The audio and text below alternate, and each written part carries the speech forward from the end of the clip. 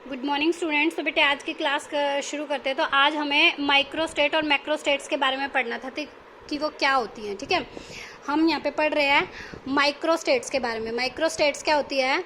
ये होता है distinct arrangement of the particles of a system, कि हर एक पार्टिकल की अलग अलग अरेंजमेंट होती है कि किस पार्टिकल को हम कहाँ पे सिचुएट करा रहे हैं। ठीक है, तो हमने मान लिया कि अपने पास 3 डिस्टिंग्विशेबल पार्टिकल्स है। डिस्टिंग्विशेबल पार्टिकल्स मतलब डिफरेंट टाइप के पार्टिकल्स है, मतलब तीनों पार्टिकल्स अलग अलग हैं, ए बी सी।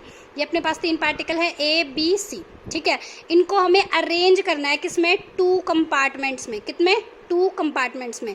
तो अपने पास कितने पॉसिबल वेज हो सकते हैं इनको अरेंज करने के?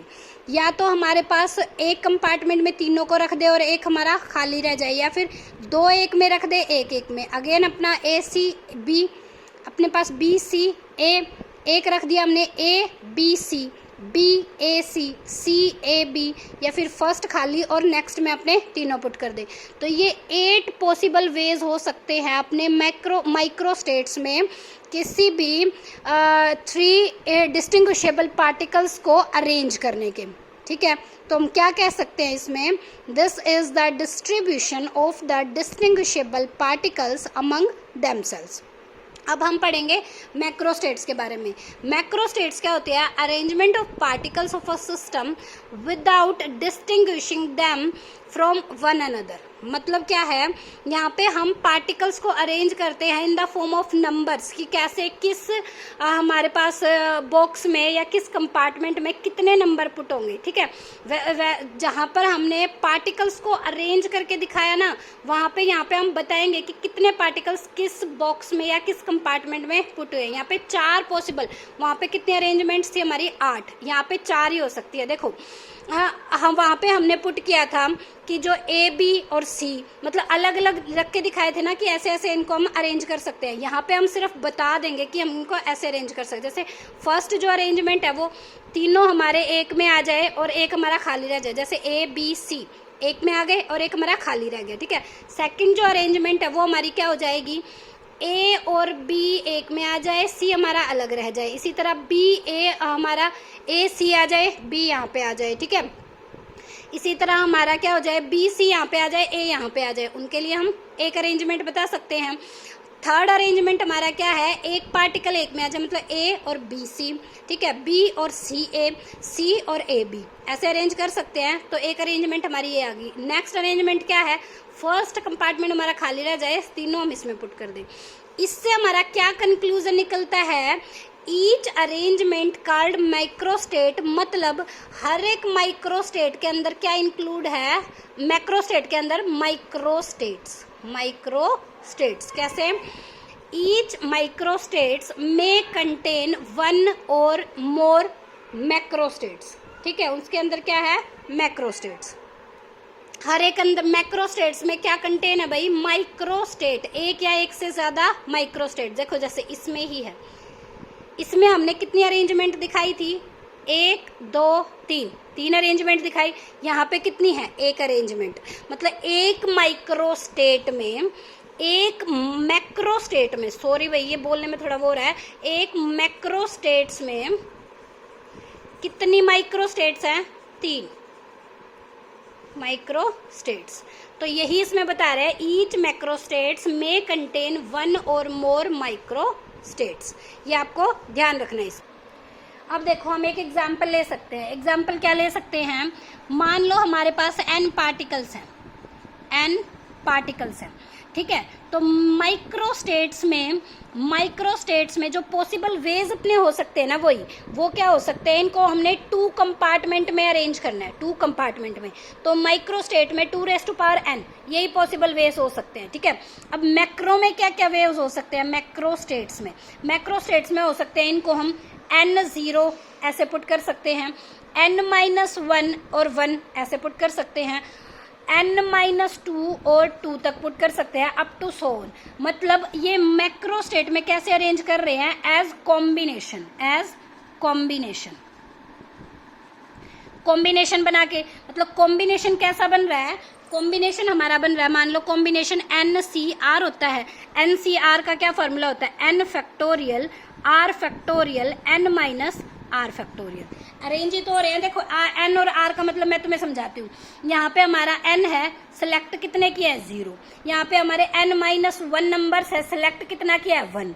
n-2 नंबर्स है, सिलेक्ट कितने किए हैं 2। तो कॉम्बिनेशन हमारा यही दिखाता है NCR।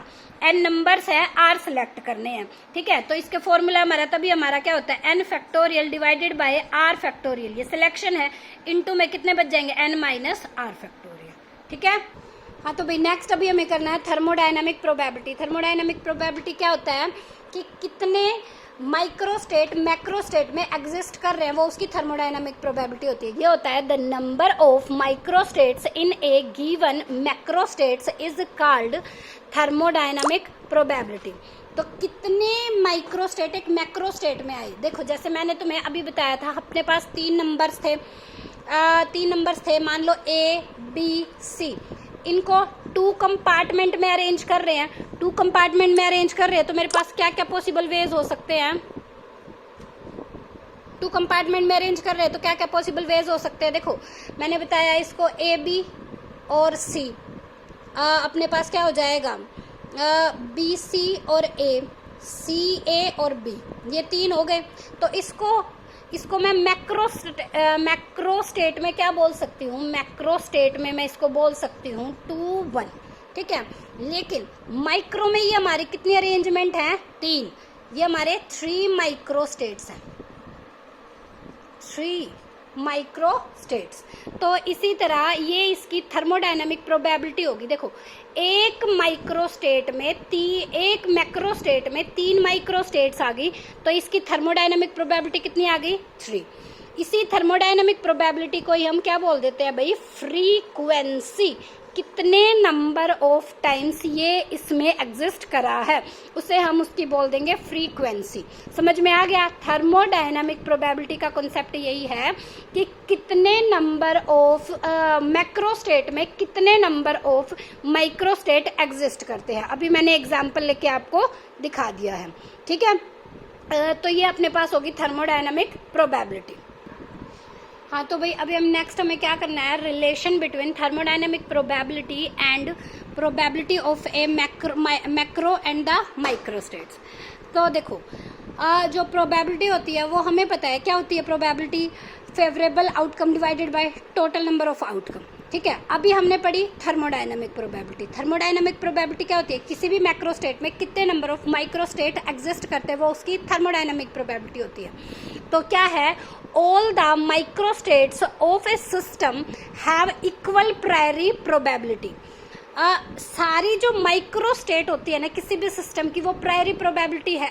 यही वैल्यू हमने निकाली है कि हमारे पास 3 नंबर्स थे, उनको अरेंज करने के कितने आ रहे हैं, अपने पास 8 पॉसिबल वेज आ रहे हैं। और हमारे पास प्रोबेबिलिटी कैसे निकालने हैं, 2n। n नंबर्स है अपने पास और उनकी प्रोबेबिलिटी उनको अरेंज करना है 2 कंपार्टमेंट में। तो प्रोबेबिलिटी कैसे आ रही थी, 2n यानी कि 2^3। तो कितने आ गए, 8 अरेंजमेंट्स आ गई थी। तो वही मतलब है ये, all the microstates of a system have a equal priori probability. उनकी इक्वल प्रायरी प्रोबेबिलिटी होती है। प्रायरी प्रोबेबिलिटी के बारे में हम पहले पढ़ चुके हैं, ठीक है। तो क्या है, प्रोबेबिलिटी ऑफ ए माइक्रोस्टेट क्या होती है, 1 divided by total number of microstate of the system. जैसे हमने लिया था कि 3 पार्टिकल्स थे अपने पास A B C, इनको अरेंज किया था 2 कंपार्टमेंट्स में, ठीक है, 2^3। तो इनकी जो प्रोबेबिलिटी आएगी ना 1 डिवाइडेड बाय 2^3 आ जाएगी, यानी कि 1/8। इनकी प्रोबेबिलिटी कितनी आ गई, 1/8।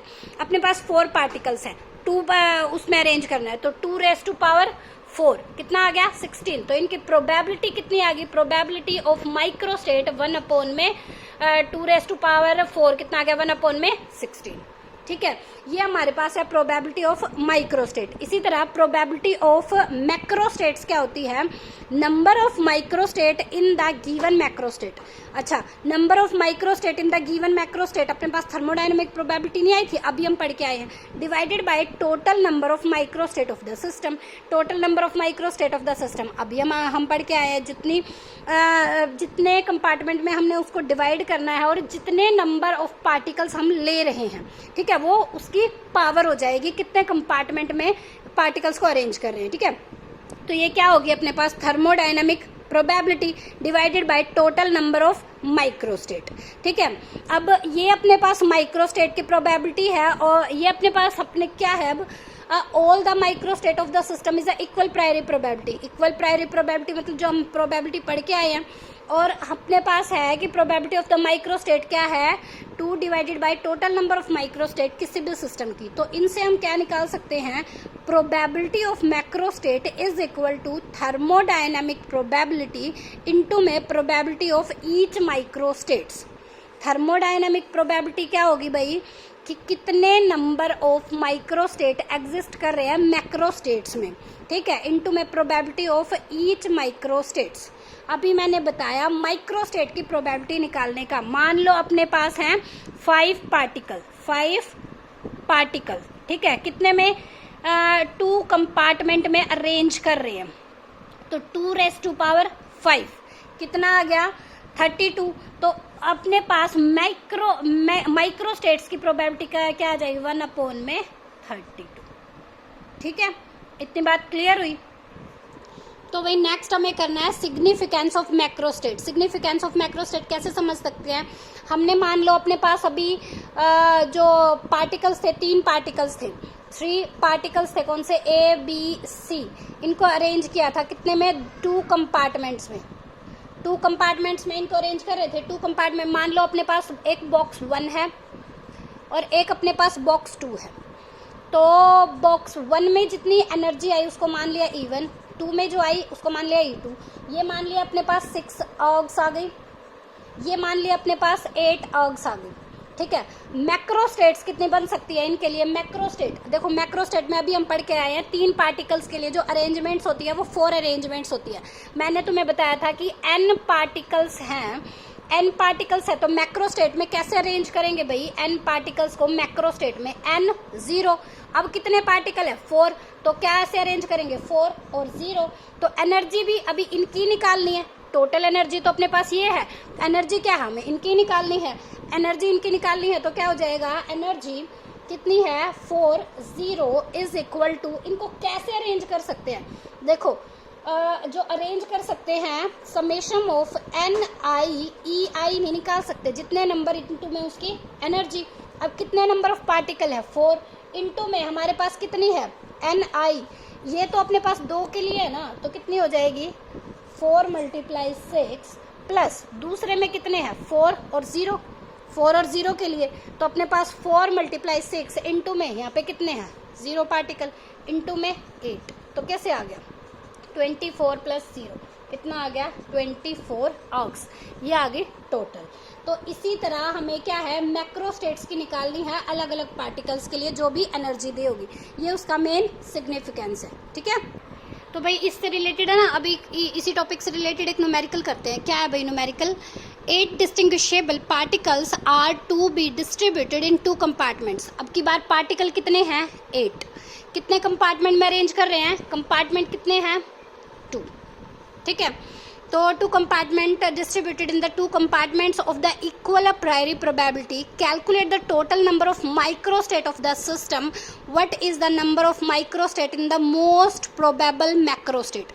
पहले तो हमें माइक्रोस्टेट्स काउंट करनी है कि कितनी होंगी, फिर ये बताना कि मैक्रोस्टेट में कितने नंबर ऑफ माइक्रोस्टेट आएंगी। देखो अपने पास ये नंबर आ गए, 2 कंपार्टमेंट में अरेंज कर रहे हैं, तो अपने पास माइक्रोस्टेट्स कैसे आ जाएंगी, माइक्रोस्टेट्स कैसे आ जाएंगी, माइक्रोस्टेट आ जाएंगी अपने पास 2⁸8, 2⁸8 कितना होता है, 32, 128, 256, तो कितना आ गया ये अपने पास 256। ठीक है, अब हमें निकालनी है मैक्रोस्टेट। मैक्रोस्टेट्स हम कैसे निकाल रहे थे भाई, n और 0 से। ठीक है, अपने पास कितने पार्टिकल हैं, अपने पास 8 पार्टिकल्स हैं, तो इसको कैसे लिख सकते हैं, n और n-r, ऐसे ही अरेंज कर सकते हैं, n और n-r। r हम कैसे निकाल सकते हैं, n/2 से, n/2 से, क्यों, उन्होंने कहा है मोस्ट प्रोबेबल, हमने निकाला था मैक्सिमम कब हो सकती है, मोस्ट प्रोबेबल के लिए मैक्सिमम कब हो सकता है, जब r = n/2 हम पुट करेंगे। ये बात हम पहले करके आ चुके हैं। तो r = मोस्ट प्रोबेबल के लिए क्या निकालनी है भाई, most probable. Most probable macrostates. तो R is equal to n/2। तो अब हमें बतानी है मैक्रोस्टेट की प्रोबेबिलिटी। मैक्रोस्टेट की प्रोबेबिलिटी क्या होती है? Number of macrostates. Number of macrostates कैसे निकलेंगे? मैक्रोस्टेट्स, नंबर ऑफ मैक्रोस्टेट्स या नंबर ऑफ माइक्रोस्टेट्स बताने, number of microstates in macrostates, in macrostates, number of microstates in macrostates कितना है? मैक्सिमम के लिए n/2 ऐसे अरेंज करेंगे। तो इनकी अब प्रोबेबिलिटी कैसे निकालेंगे? थर्मोडायनामिक प्रोबेबिलिटी को हम W से डिनोट करते हैं, तो इसके लिए n/2 और n/2 कैसे निकालेंगे? n factorial divided by n/2 factorial और n/2 फैक्टोरियल। ये अपने पास टोटल जितनी भी प्रोबेबिलिटी आएगी, अब वो क्या है? 8 factorial divided by 4 factorial into में 4 फैक्टोरियल। अब इसको सोल्व कर देंगे तो कैसे आ जाएगा? 8 × 7 × 6 × 5 4 3 2 1 इतना आ गया। या फिर सीधा 4 तक ही रहने दो, 4 फैक्टोरियल तो है ही नीचे। तो क्या आ जाएगा? 4 फैक्टोरियल मल्टीप्लाई 4 फैक्टोरियल। ठीक है, तो 4 फैक्टोरियल क्या हो जाएगा? Cancel out. इसको अब सोल्व कर लेना। 4 फैक्टोरियल, इसको सोल्व करोगे जो भी आंसर आ जाएगा अपना वो निकल जाएगा। तो इस टाइप के क्वेश्चंस इस पे करना।